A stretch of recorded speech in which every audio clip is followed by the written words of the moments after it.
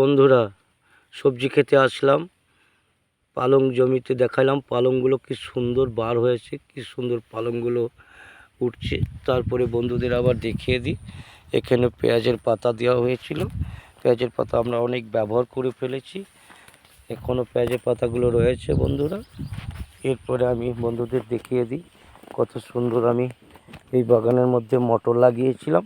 মটর গাছটাও খুব সুন্দর হয়েছে বন্ধুরা।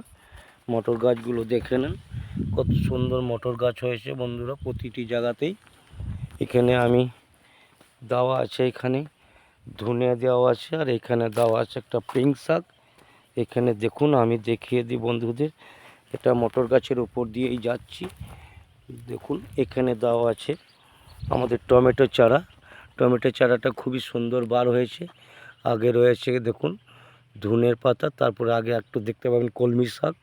বন্ধুরা, এখন আমরা সবজি বাগানটা সেই মতোই তৈরি করলাম। দেখতে থাকুন, লাইক করুন, কমেন্ট করুন, শেয়ার করুন, সঙ্গে থাকুন, সাথে থাকুন বন্ধুরা।